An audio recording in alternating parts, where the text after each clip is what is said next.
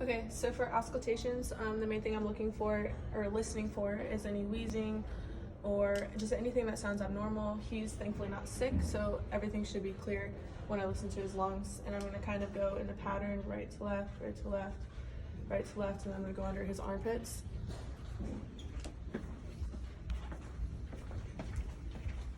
So I'm going to ask him to take in a deep breath.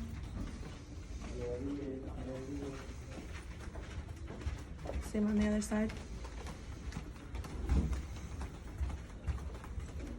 Again.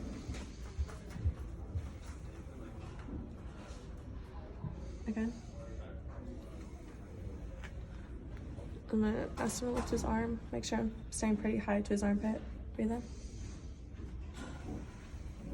And same on the other side.